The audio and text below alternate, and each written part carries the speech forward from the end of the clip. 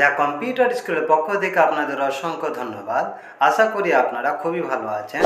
আজকে আলোচনা করব, ধরুন আপনি কোনো এক কোম্পানির আন্ডারে কাজ করার জন্য কম্পিউটারাইজড একটি ইন্টারভিউ দিতে গিয়েছেন এবং সেই ইন্টারভিউয়ে আপনাকে এরকম একটা কাজ দেওয়া হয়েছে। দেখুন এখানে ফার্স্টে একটি টেবিল দেওয়া রয়েছে এবং দ্বিতীয় একটি টেবিল দেওয়া রয়েছে।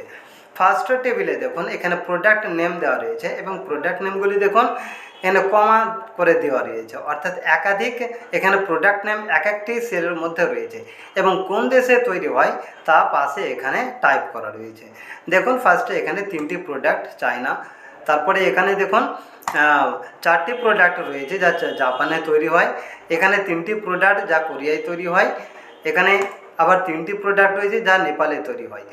এবং দ্বিতীয় যে টেবিলটি রয়েছে দেখুন এই টেবিলে আপনাকে কাজ দেওয়া রয়েছে এবং এখানে যে ফার্স্ট টেবিলে যে প্রোডাক্টগুলি কমা দিয়ে লেখা রয়েছে, কিন্তু এই টেবিলে দেখুন প্রোডাক্টগুলি প্রত্যেকটা ঘরে এখানে টাইপ করা রয়েছে, অর্থাৎ এক একটি সেলে এক একটি প্রোডাক্ট নেম এখানে রয়েছে এবং পাশে যে কান্ট্রি নেম রয়েছে, অর্থাৎ সে প্রোডাক্টগুলি কোন দেশে তৈরি হয় তা এখানে আপনাকে অটোমেটিকভাবে নিয়ে আসতে হবে।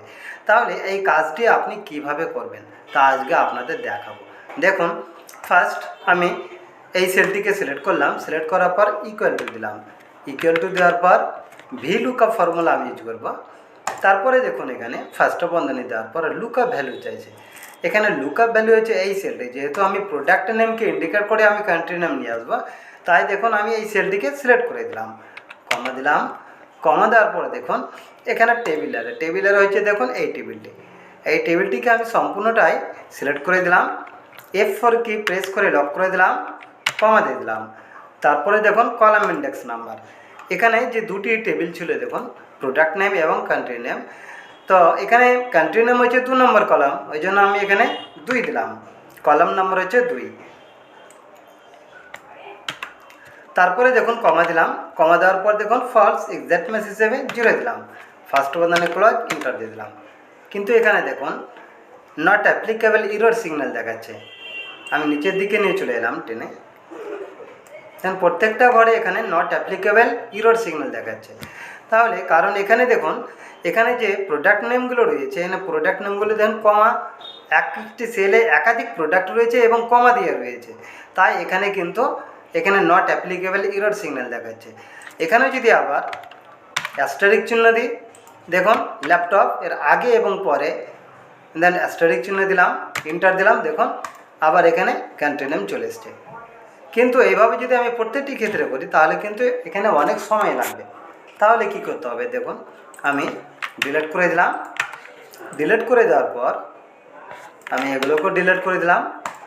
আবার দেখুন এখানে এই সেলটিকে সিলেক্ট করলাম, ইকুয়াল টু দিলাম, ভি লুকআপ ফর্মুলা ইউজ করবো। আবার লুকআপ ভ্যালু, এখানে লুকআপ ভ্যালু হচ্ছে দেখুন যেহেতু এই প্রোডাক্টগুলি এখানে কমা দিয়ে লেখা ছিল, তাই এখানে দেখুন এখানে অ্যাস্টারিক কে কল করতে হবে, অর্থাৎ অ্যাস্টারিক চিহ্ন এখানে ইউজ করতে হবে।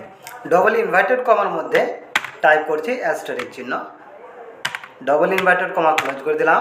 এবার দেখুন আমি অ্যান্ড, অর্থাৎ অ্যান্ডকে আমি এখানে কল করলাম। তারপরে দেখুন এই সেলটি, যে সেলে প্রোডাক্ট নেম টাইপ করা হবে এই সেলটিকে আমি সিলেক্ট করে দিলাম। এবার তারপরে দেখুন আমি আবার অ্যান্ডকে কল করলাম, তারপরে আবার অ্যাস্টারিক চিহ্ন দেব, ডবল ইনভার্টেড কমার মধ্যে অ্যাস্টারিক চিহ্ন দিলাম, তারপরে এবার কমা দিয়ে দিলাম। এবার দেখুন লুকআপ ভ্যালু, এখন লুকআপ ভ্যালু হয়েছে এই অংশটা, অর্থাৎ যে অংশটা এখন ব্ল্যাক অবস্থায় রয়েছে এই অংশটি হচ্ছে লুকআপ ভ্যালু।